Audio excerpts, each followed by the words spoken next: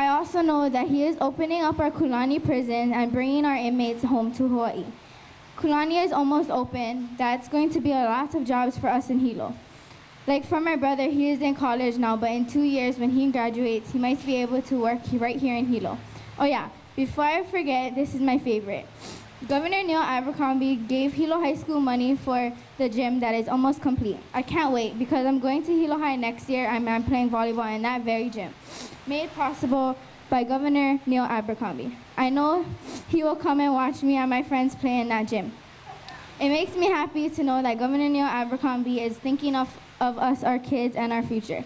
I would like to call Governor Neil Abercrombie to come forward and say a few words.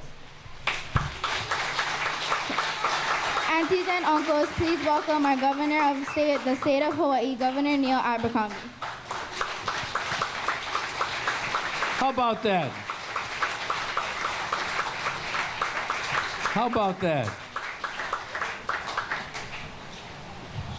Aloha, everybody. I'm so glad to see all of you, so many old friends, some new friends, some young friends. You know, that's really what this is all about. The whole idea as we move here in the 21st century in Hawaii is, could we put together a firm foundation for the future that we all want? It's no mistake that we have in our Congress right now the youth that can give us the seniority that will help put Hawaii's position in Washington in the kind of place that's going to benefit us and benefit the country.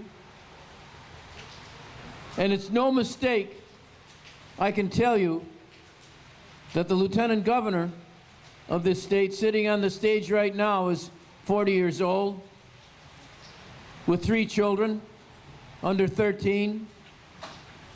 Yes, living on Hawaiian homelands on the homestead, and from a neighbor island, from Maui.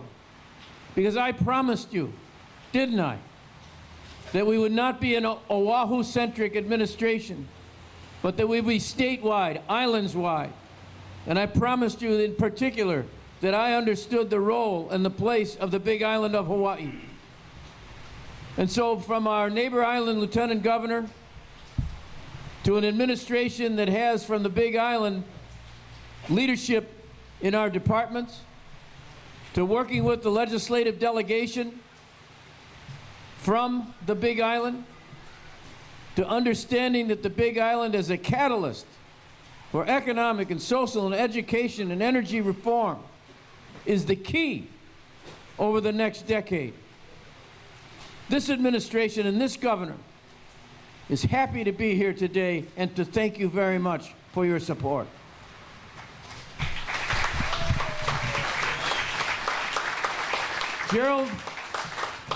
Gerald's quite right. And as the youngsters here today can attest, they actually go to school every day. Not like it was 3 years ago. Imagine if you were somewhere else in the rest of the country where you would have to tell your constituents or tell the taxpayers in your area, oh yeah, in Hawaii, rather than deal with the realities of the economic crisis that they were facing, they turned children out of school. You didn't have to imagine it here in Hawaii because that's what we were doing. Think if you were somewhere else and you told people, imagine they don't have preschool in Hawaii, when virtually every other state has preschool. Even the most reactionary right-wing states have preschool because they understand that if you've got the little ones and they don't get the opportunity to develop and to get that firm foundation of education, that even going into kindergarten and elementary school, they're already behind. And we have to struggle for that. And some of the people that are asking for your support right now are the people that have been fighting preschool education, finding other priorities Well, the priority of this administration has been children, has been support for those children, and is going to continue to be support for those children. You don't have to go any further than this island to find progressive principals and teachers and parents who understand the importance of having digital devices in the hands of the youngest children so that they can compete in the 21st century.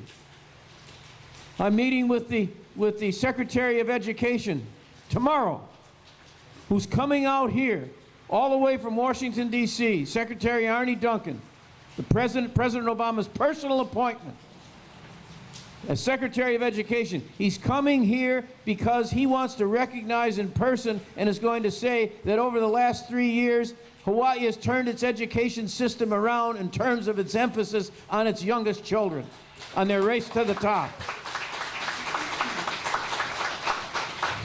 You recall 3 years ago, headlines in the paper that we were going to be ineligible for the race to the top money because we didn't qualify. That's turned around 180 degrees, so much so that the Secretary is coming out here in person to tell us about it. We've had to struggle. Gerald mentioned today, we've had to struggle just in order to get recognition for the neighbor islands. There are people running for office today who are going to come to you and ask you for their vote. They've never been to the Big Island. They've never been to Maui. They've never been to Molokai. They've never been to Kauai. They've been years in the legislature and never showed the slightest intention of ever paying any attention to the neighbor islands. That's why I've had to struggle and fight and work with the delegation here just to get the School of Pharmacy funded. We're still struggling for it. Kay, you know what I'm talking about. Gilbert, you know what I'm talking about. And yet, I'm the one that I said when I was the higher ed chair back in the 70s and early 80s in the Hawaii State Legislature that we had a system. Well, the University of Hawaii just wasn't in Manoa Valley. The University of Hawaii was a system, and that meant all the neighbor islands. And leading the charge in that was Hilo. And now we've moved to the west side of the Big Island as well, because we got Palamanui over there, and we're going to bring the University of Hawaii system to the west side of Hawaii as well. These are the practical realities. I understand that not everybody may agree with me on everything that I'm doing, but you can't argue with the fact that I'm committed to the Big Island, that I'm committed to the issues that affect you and affect your children, and affect your families, and affect these communities. There's a reason. I told you that I understood the pain and the suffering of families that are already suffering difficulties because someone in their family fell off the true path and has found themselves in a criminal court and sentenced. But do you think for a moment that someone who's lost their way, maybe because of drugs, maybe because of bad company, do you think for a moment that they're going to be able to rehabilitate themselves or bring themselves back if they're locked away in a prison on the mainland with no connection to family or friends or community here in Hawaii? That's why I'm reopening Kulani. That's why we're going to have agriculture at Kulani. That's why we're going to see to it that families are reunited here so they have a chance to come back and be a part of the community. That's why, if you're in the UPW, you understand people got bumped when the Kulani closed. People had to leave their jobs. They got pushed down. Some even had to leave the islands. I remember campaigning in 2009 and meeting people who broke into tears because their families were broken up because they couldn't maintain their employment right here on the Big Island and still keep their jobs, their pensions, and their benefits. All that's going to be restored. That's the kind of leadership that I said I'd bring, and that's the kind of leadership that I'm proud to stand on and ask you for your support and your continued support because of it. Now, we sit here today, and you look around the room, we've got the young ones here that I mentioned, and we've also got the seniors. You know, the term seniors these days is almost an old-fashioned term. It's a 20th century term. Because seniors used to mean, well, you got to be 65, and then you were a senior, unless you're with the AARP, and you got to be 50 and you're a senior, right? I know, you're going for the discounts. It's okay, don't worry. But the word senior doesn't have the same meaning anymore, does it? Because more of us are reaching the retirement age, reaching that senior age than ever before. The numbers are increasing of people reaching 65, and those reaching 65 are living longer than ever before. That means 70s, 80s, and beyond. That has real implications for health care. I know I can speak about it, and I can speak to you about it because it affects everybody. It's going to hit everybody. No one gets out of this one. No matter how rich you are, no matter what your circumstances are economically or socially.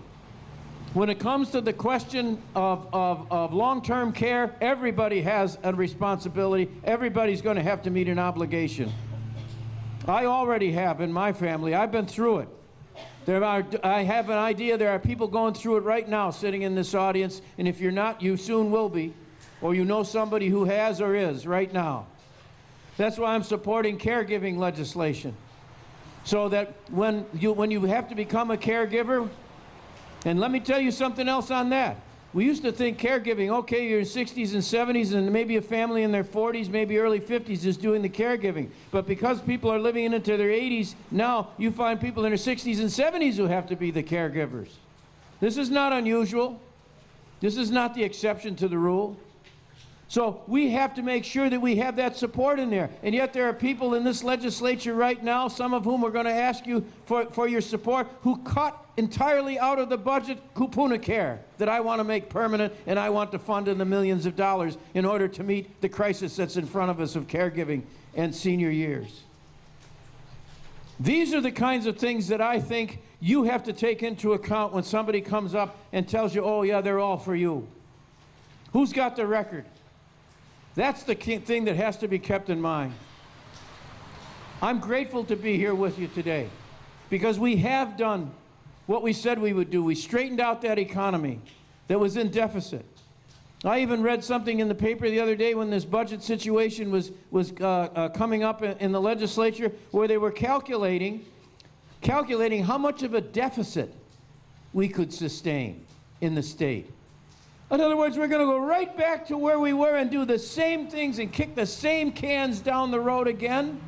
No, as long as this administration is in office, we're going to be operating in the black, and we're going to have our priorities straight. And so I'm very, very pleased to be able to come back and say to you, we have been delivering. We have been doing what we said we would do. We have kept the neighbor islands firmly in mind. We have the right priorities, we have the right values, and we have the right governor. I can tell you that right now.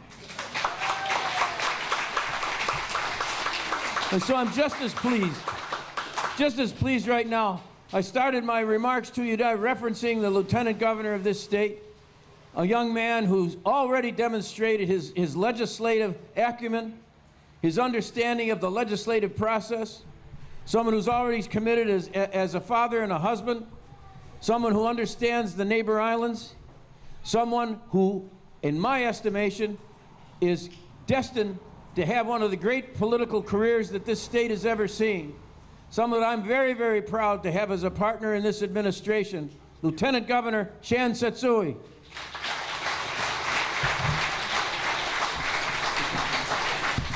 That's your introduction. Thank you, Governor. I'm just glad I don't have to debate this guy.